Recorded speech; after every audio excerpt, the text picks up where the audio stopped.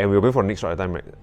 Suddenly, my whole body felt super cold. I was just cold. And I felt faint, I felt very nauseous, and I just needed to sit down. Okay, and then even the makeup artist also came up to me. He said, "Leon, did you change your makeup? Or did something happen?" Then I was like, "No, nothing. Because you look very pale." I heard something hit my bed frame. You know, it's a metal bed frame, so you could hear the kung sound. I heard that sound. And I knew it's my bed because I could feel a bit of vibration. So I just opened my eyes and I stared at the ceiling. I was like, something hit my bed. I was about to sit up to see whether anything hit my bed. And then that was at the point of time my whole bed shifted. Is anyone here? What did you find? You are listening to Supernatural Confessions. Hi guys, my name is Leon. I'm an actor and a host from TCP as well, together with Benzo and Hui Sing, and I play the role of a car mechanic called Takagi in Late Night Ride. So Lena, one of the leads, she comes to find me to solve certain issues with her car, and certain things happen in the workshop, which are quite entertaining. Yeah, quite entertaining. So, first question is, did anything happen on set? Okay, to be honest, I thought that something might have happened, like it would happen, because we were filming at a very ulu industrial garage parking lot at like 1 a.m. Yeah, so it was very dark and there were very long alleyways with some lights that are still like flickering and everything. It was a perfect setting. It was basically you were staring into Silent Hill, okay? But fortunately, we did some prayers, we burned some incense and everything, and nothing happened to me on set. Okay, I'm a person that very firmly believes in science. I'm like, okay, science can explain, but I think I'm starting to feel that there are some things that maybe science can't even explain, and we just have to believe that perhaps there's a greater force or something else that's happening over there. There was this incident which was also happening on set, but it wasn't locally. So I flew to Ipoh to film a show, and we were filming at a place which was very secluded once again. It was a village that was abandoned. We started off at like 5:30 a.m. in the morning, and this was the worst part, is that it didn't even happen like during a very dark time, because at 5:30 a.m. yes, it was very dark, nothing happened. We said prayers, we ate our breakfast, then we filmed till about like 9:30, 10 a.m. in the morning. Then I had a solo shot, and my solo shot required me to run from a out of camera point of view into the camera. Yeah, so we practiced that a few times, and when the director said, okay, going for a real take now, 3, 2, 1, action, and I ran, and then he said, okay, cut. He said, okay, let's go for the next shot. And we were going for the next shot at the time, right? Suddenly, my whole body felt super cold. I was just cold. And I felt faint, I felt very nauseous, and I just needed to sit down. Okay, and then even the makeup artist also came up to me. He said, "Leon, did you change your makeup? Or did something happen?" Then I was like, "No, nothing. Because you look very pale." Then casting also came and like, "Leon, you better sit down. You better sit down." You know? So I was like, "Okay."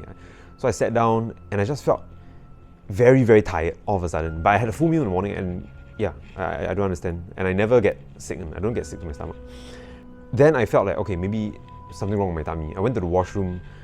I didn't walk to the washroom. I stumbled to the washroom. Then even the casting person also like followed me. She was like, okay, I go with you. I stumbled to the washroom.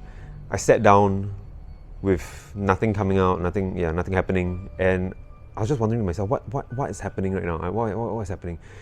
Then in my mind, I'm like, okay, maybe we are in a dirty place. You know, perhaps. You never know.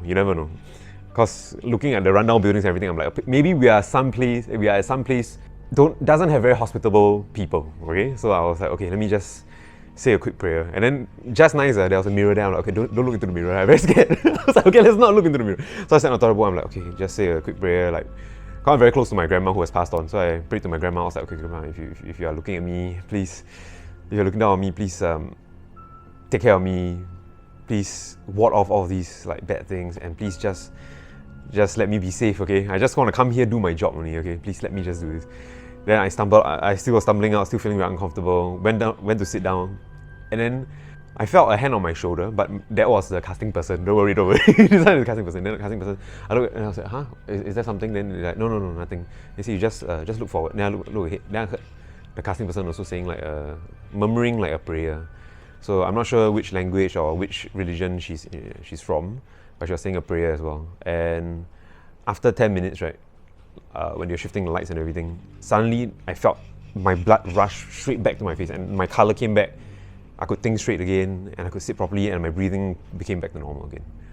Yeah. Then everybody was looking at me. They're like, weren't you just like feeling so sick and like I couldn't walk in a straight line even. That's how bad it was. Weren't you just? Then I was like, yeah, but I don't know what happened. I don't know what happened. Then I just drank my like 100 plus. Then I'm like, maybe the drink like restored the electrolytes in me or something. I don't know. I tried to use science. See, I told you science, right? So maybe the electrolytes was replenished, so maybe I'm better now. But every now and then I would think back to that time, and I'm thinking, maybe when I stepped out of frame of the camera, where nobody's watching me at that point, right? Then perhaps they felt that I was something out there felt that I was a more vulnerable soul to attack, you know. Maybe that was what happened. Okay, it's TP students, okay, very, very talented guys. Director was perfect as well. And we had to film a car accident scene. And for that, you know, we have to film at like 4 a.m. Yeah, because we need the roads to be deserted.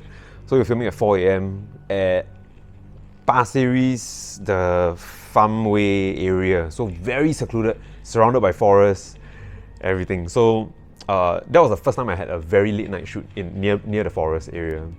So that was the first time also that they passed me a joystick and they say, it's time to say prayers. Then I'm like, how come? I was still very new in the industry then. I was like, how come? Then they're like, just follow.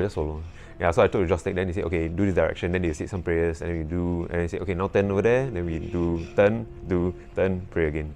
Yeah, then I was like wondering. Then just nice, my manager was there. Then I asked, he's very experienced. So I asked, Sean, what are you doing this morning? He said, when you film in places that maybe are a little bit more risky, a little bit not as clean, don't say dirty, not as clean, you should ask for permission to film.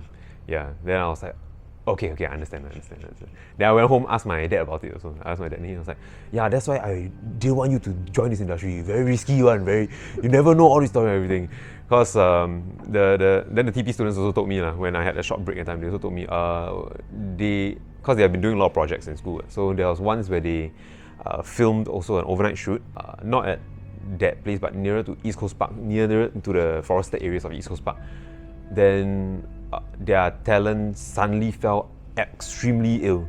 Like started vomiting and everything when he was perfectly fine. Like then they take his temperature, everything, no fever, no nothing. Suddenly he just vomit, cannot continue with the shoot. And yeah, but the moment he go home, right? Yeah, the moment he went home, he felt okay. Then he was like, actually, I can continue the shoot. Yeah, the moment he just went home, and the moment he reached home, okay. Hi, my name is Chongwu. I'm the director of Late Night Ride. Yeah, the movie is now out in cinemas. Do show some support, do give it some love, but yeah. Local horror show, how can we miss it for the Yeah, I think it's been a while since we had a local horror show. So, and I think we try to do a lot of new things with this one. So, yeah, I hope people will give it a chance and watch it. You know, I think there are parts that are quite fun, and we really put in a lot of effort into it. So, what not many people may know is you were into the supernatural for a very long time. Yeah, right? I since young. I mean, I've always enjoyed telling ghost stories. You know, in schools for night walks and all sorts of things. So yeah, that has always been my passion, and that's also why when I had a chance to make my first movie, it's a horror film. Yeah. Dolls and puppets. I think like figurine stuff. So when I was younger, a few years back. I do have an interest of collecting like cultural puppets. So yeah, I do have a collection of like weird puppets from like various cultures, like Czechoslovakian puppets, Chinese puppets, European style puppets. So I have a collection of puppets at home. Yeah. And one would assume that a person who's interested in horror and keeping puppets would have a lot of supernatural experience. Yeah, actually, I would say I have a lot of interest in it, but I'm not particularly very superstitious, but I do have experience growing up. Some of it actually made it into the film. Yeah, I kind of wrote some of the experience into the film itself. One of it was actually, so a few years back, my granddad passed away during Chinese New Year. I did actually make a short film about my own thoughts about him having passed away in Chinese New Year, because now Chinese New Year has a different meaning for me. But one thing that was very interesting that happened was, because he passed away in Malaysia, so after he came back to Singapore, on his Toqi on the 70th day of his death, right? It just so happened that me and my siblings were all out, so only my parents were at home. And then, you know, my mom is more of a believer, so she did set up, like she did put up some food for my granddad in case he comes to visit. And then she hoping to capture, you know, that maybe he came back. She did scatter like powders on the ground and also like place like some rice here and there to hope to capture some things lah. So I remember at about 10 plus 11, I received a text from my mom. Actually, we received a text on the group chat. Then my mom was like, your grandpa is back, on the group chat. Then we were all like, what do you mean by that? Then my mom took photos around the house to show us. Among the photos, right, there were like, one of the photos is we could see that on the dining chair, there were what seems like handprints on the handle of the chair. Yeah, so it felt like someone accidentally touched the powder and poked the chair, leaving behind a bit of handprints. And then there were also, because what my mom left for him was some soon kueh, so you could see like there were, you know, because it's oily surface, but you could see that there were some areas that's no longer oily, so it's almost like something touched it. Those were the few things that she showed photo, but the one that was really, really shocking was she took a photo of our rice bucket, and then there was a very clear handprint inside the rice bucket. Yeah, so I still have that photo. Yeah, and then that was one of the things. And then by the time we all went home, right, about 11 plus, we were all home. Then our mom was telling us, yeah, so she and my dad was in the living room watching TV, reading newspaper, and then she could suddenly feel like a certain presence coming into the house. And then at that point of time, she heard something happen outside. She don't know what's that sound. Later on, she went to verify. One of the pots fell down. One of her potted plants actually fell and the whole pot just shattered. So that's one of the first key thing. And after that, when she's in the house, because her being a believer, she knew that it could be her dad, which is my grandpa, is back. So she kept quiet and she just continued to watch the show. So only after she felt the presence leave, then she went to check all these things, and then that's when she took the photos and then sent us all those photos. So this scene of that handprint on the rice bucket actually made it into the film. So if you catch it, you kind of see where it happened. But yeah, and that rice bucket that we used in the filming was the actual rice bucket that I brought from home. So like when I decided to add that scene into the film, my art director was like, where do you get a rice bucket? And I'm like, I have one at home, I'll bring mine down. So it's the exact same rice bucket where my granddad's handprint kind of appeared lah. Yeah. And I think during filming, right, I think a few of our actors did mention when we were filming one night at Bedok Reservoir, we were all set up. It was a very wide shot, and then yeah, it was quite weird because we were just about to say action. Cameras all set up, actors were all in position, and suddenly this group of boys cycling from another direction just skid and fell. Yeah, it was very, very weird. We were all ready to go, and then it delayed us by 20 minutes. We didn't overrun in the end, but it was just like, yeah, we went to attend to him and make sure that he's safe and sound first before brought him out before we continue. And I think because of the reputation of Bedok Reservoir, and some of our crew are more senior, you know, they are more of a believers. So they did, and also because of filming during the 7 months itself, so they did like do offerings lah at the car park itself before we went in to film. And in order to make sure everybody is kind of like, you know, in good place, they actually had ang paos for everyone. So everybody on set, cast and crew, were all given a 20-cent ang pao. Yeah, but something very weird happened is that because it's just 20-cent ang pao, it's more for like the hao yi tou, it's not really for us to keep the money. So what we did is after filming, we all returned the ang pao to our line producer, who would then collect all the money, and then we'll donate the money to wherever we will drive past lah. So when we were collecting the ang pao, one of the girls took out her ang pao. Her ang pao was empty, but ang pao is still sealed. But the people who gave the ang pao were very sure that every ang pao was placed with one 20-cent coin, and when she received it, she also felt the 20-cent coin inside. But when she returned the ang pao, it was just empty, and it was unsealed. I said everything was sealed. The red packet wasn't open. So that's just one of the weird things that happened at Bedok Reservoir that night lah. That missing 20-cent. In fact, my ang pao tore because I put it in my pocket. And despite the tear, my 20-cent never went missing. So it's very weird that her completely intact ang pao's 20-cent actually just disappeared from the red packet itself. Yeah, that was one of the more interesting things that I thought that happened on set. And then another one would be at the garage where we're filming. We're filming one of the bigger scare scenes at the garage. The crew and the cast weren't aware, but the behind the scenes team, they were actually setting up because we are at the corner unit. So just beside is actually the staircase where we actually put that as our holding ground lah, so you won't appear on set. So while the BTS teams were setting up in between, right, this is what they told me after the filming. They actually did hear like crying sound coming from above them along the stairwell.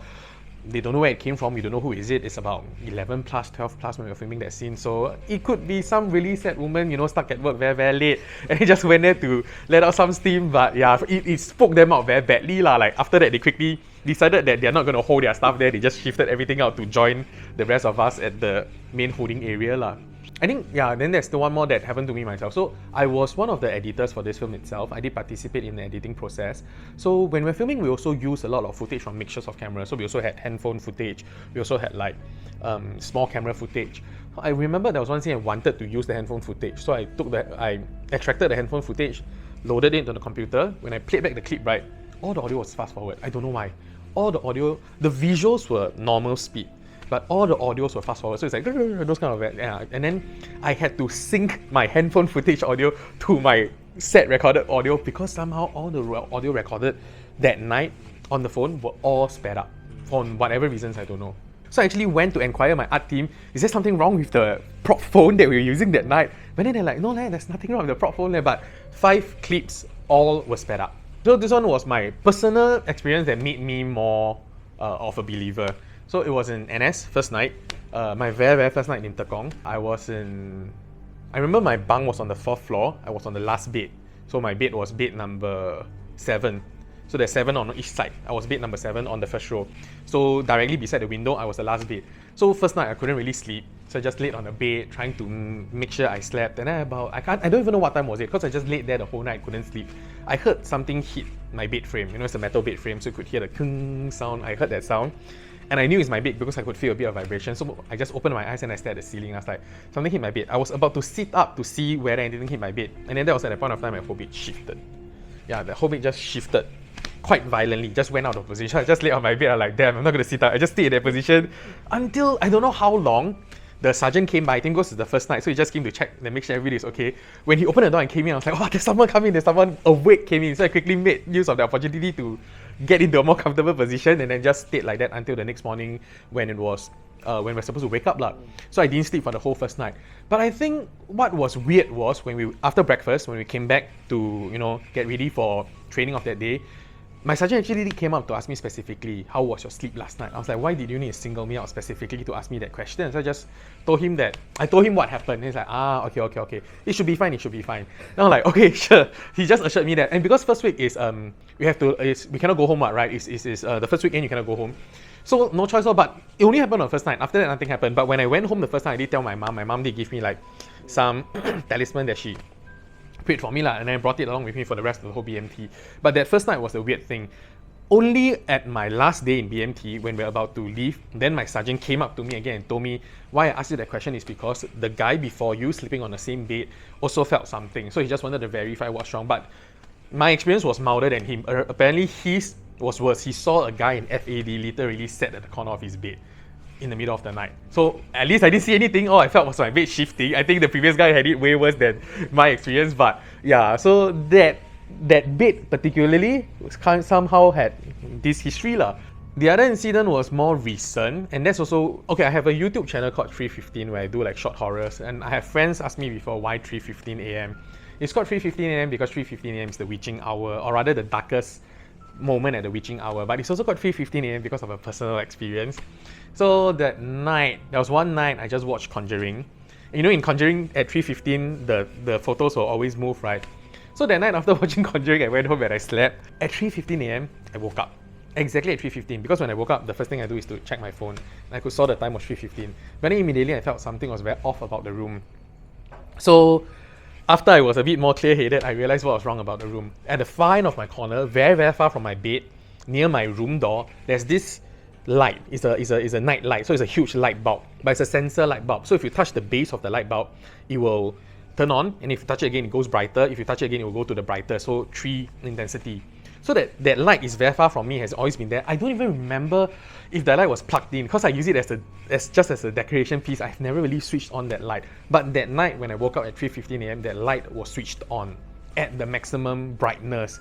So that was very peculiar. I didn't know why, but I didn't think so much at that point of time. So I just got off my bed, went over to check that light, and okay, it was plugged in, the switch was on. I really don't remember. Maybe it has been on all the while, maybe, I don't know.